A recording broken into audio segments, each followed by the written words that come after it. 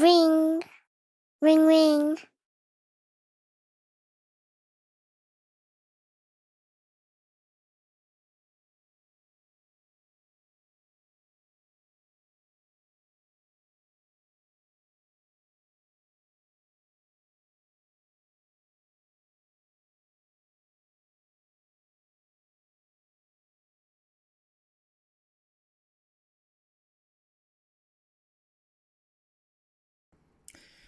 Galerinha, muito legal ter vocês aqui comigo novamente.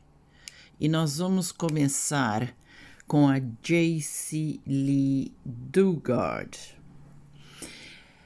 Em 10 de junho de 1991, Jaycee Lee Dugard, uma menina de 11 anos, foi sequestrada de uma rua enquanto caminhava para um ponto de ônibus escolar na Califórnia, numa cidade chamada Myers, nos Estados Unidos. As buscas começaram imediatamente após o desaparecimento da menina, mas nenhuma pista confiável foi gerada, embora várias pessoas tenham testemunhado o sequestro. Que coisa, né, gente? Dugard permaneceu desaparecida por mais de 18 anos, até 2009, quando um criminoso condenado, Philip Garrido, visitou o campus da Universidade da Califórnia em Berkeley, acompanhado por duas adolescentes, agora conhecidas por serem as filhas biológicas de Garrido e Dugard. Em 24 e 25 de agosto daquele ano. O comportamento incomum do trio provocou uma investigação que levou o oficial de liberdade condicional de Garrido, Edward Santos Jr., ordenar que Garrido levasse as duas meninas para um escritório de liberdade condicional em Concord, na Califórnia, em 26 de agosto. Garrido estava acompanhado por uma mulher que acabou sendo identificada como Dugard. Garrido e sua esposa, Nancy, foram presos pela polícia após o reaparecimento de Dugard. Em 28 de abril de 2011, eles se declaram culpados de sequestrar e estuprar Dugard. Os investigadores revelaram que Dugard havia sido mantida em tendas, galpões e encostas escondidas em uma área atrás da casa dos Garridos, em 1554 Walnut Avenue, em Antioch, na Califórnia, onde Philip repetidamente estuprou Dugard durante os primeiros 6 anos de seu cativeiro. Durante seu confinamento, Dugard deu à luz a duas filhas que tinham 11 e 15 anos no momento do reaparecimento de Dugard. Em 2 de junho de 2011, Garrido foi condenado a 431 anos de prisão perpétua. Sim, eu disse 431 anos. A sua esposa, Nancy, foi condenada a 36 anos de prisão perpétua. Philip é uma pessoa de interesse em pelo menos um outro caso de pessoas desaparecidas na área da Baía de São Francisco. Como Garrido estava em liberdade condicional por um estupro em 1976, no momento de seu sequestro, Dugard processou o estado da Califórnia, que havia assumido sua supervisão de liberdade condicional do governo federal em 1999.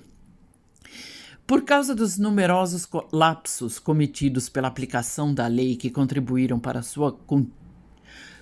seu contínuo cativeiro e agressão sexual. Em 2010, o estado da Califórnia concedeu à família Dugard 20 milhões de dólares. Dugard também processou o governo federal por motivos semelhantes relativos ao tempo de Garrido como uma condicional federal.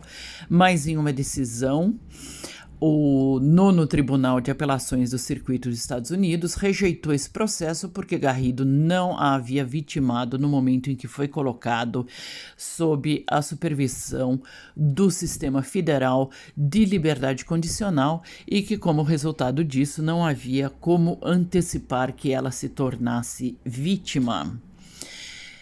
Em 2011, Dugard escreveu uma autobiografia intitulada A Stolen Life, a Memoir, quer dizer, Uma Vida Roubada.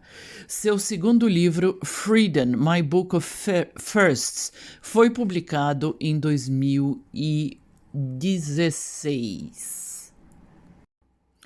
O principal infrator do caso, Philip Greg Garrido, nasceu em Pittsburgh, na Califórnia, em 5 de abril de 1951. Olha Tá. aí a cara do galã, galera. Ele cresceu em Brentwood, onde se formou na Liberty High School em 1969. High School é o colegial, né? O pai de Garrido, Manuel, afirmou mais tarde que seu filho tinha sido um bom menino quando criança, mas mudou radicalmente após um grave acidente de moto quando adolescente.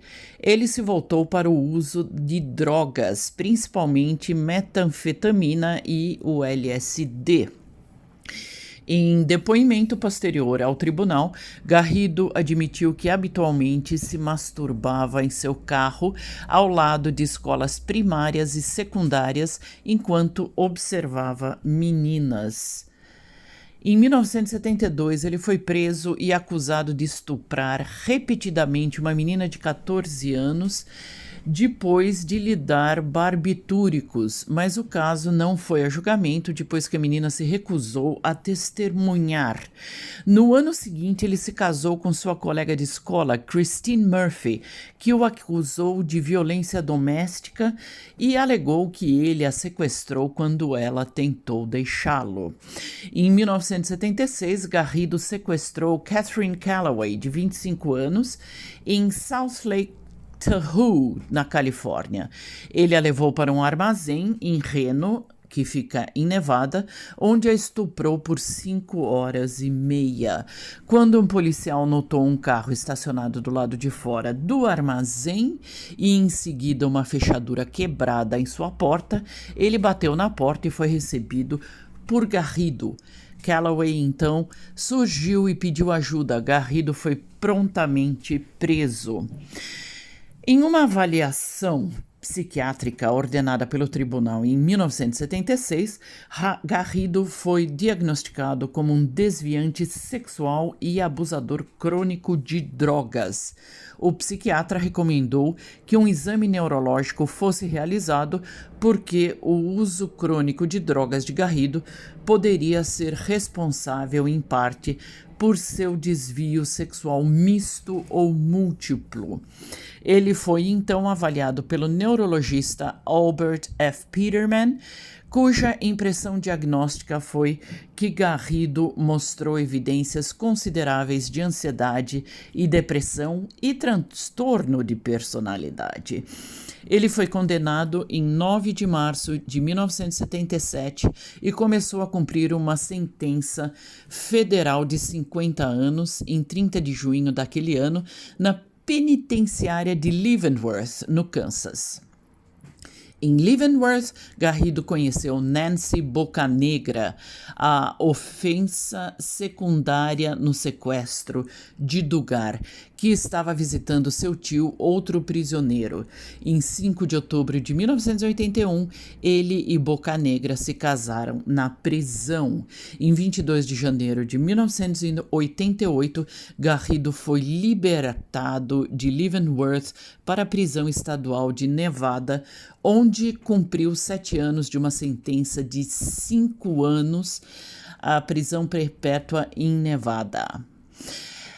Ele foi transferido para as autoridades federais de liberdade condicional no condado de Contra Costa, na Califórnia, em 26 de agosto de 1988. Garrido e sua esposa se mudaram para a cidade de Antioquia e viveram na casa de sua mãe idosa, que sofria de demência.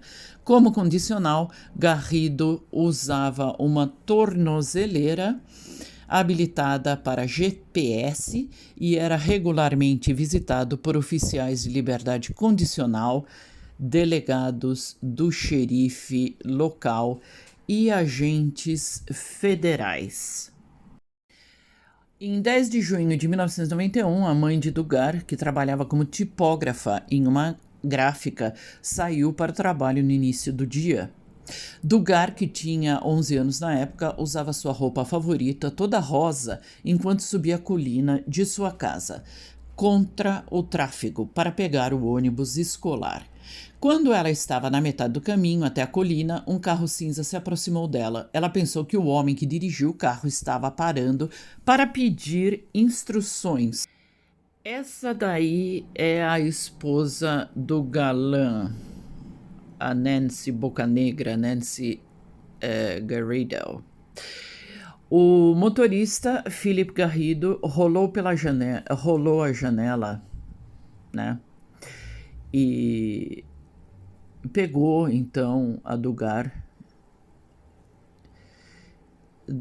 atacando ela com um revólver, a deixando inconsciente, antes de sequestrá-la. A sua esposa, a Nancy, ela arrastou Dugard para o carro, onde eles removeram suas roupas, deixando apenas um anel em forma de borboleta que Dugard esconderia deles pelos próximos 18 anos. Nancy cobriu Dugard com um cobertor e segurou, enquanto Dugard entrava e saía. Assim, ela voltava e ficava inconsciente novamente durante a viagem de 3 horas até a propriedade dos Garridos, a 180 quilômetros de distância, naquela cidade de Antioquia. A única vez que Dugard falou foi quando ela implorou que seus pais não poderiam pagar um resgate. O promotor público, no caso Dugard, acreditava que Nancy tinha procurado Dugard como um prêmio para Garrido. Houve um testemunho sobre o sequestro de sua enteada de dentro da casa. Ele viu, quer dizer, a mãe da Dugard, ela era casada novamente, e ele viu 2 pessoas em um carro cinza de tamanho médio, possivelmente um Mercury Monarch, fazer uma curva no sentido U no ponto do ônibus escolar, onde Dugard estava esperando, e uma mulher forçando a menina a entrar no carro. Ele os perseguiu com uma bicicleta, mas não conseguiu ultrapassar o veículo. Alguns dos colegas de classe de Dugard também foram testemunhas do sequestro. Os suspeitos iniciais incluíam Probyn e Key Slayton, pai biológico de Dugard, embora eles não se conhecessem, Slayton só tinha... Então,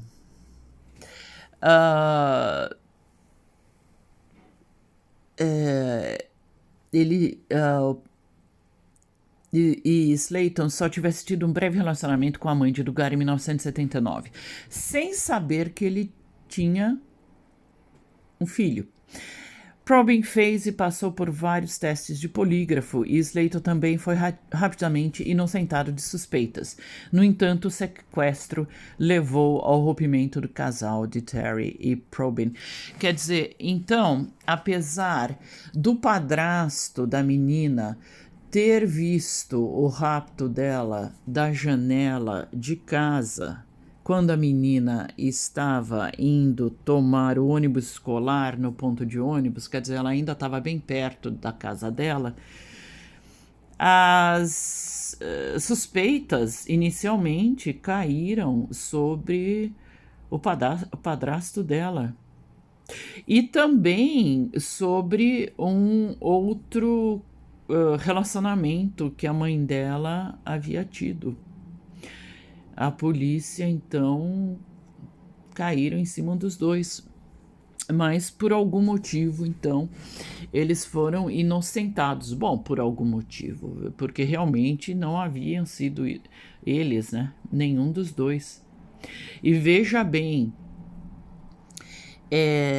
o padrasto dela, que hoje não está com a mãe dela, depois de tudo isso que aconteceu, o rapto, quer dizer, acabou com o relacionamento dos dois. Ele tentou até seguir o carro do raptor de bicicleta, mas não conseguiu, logicamente.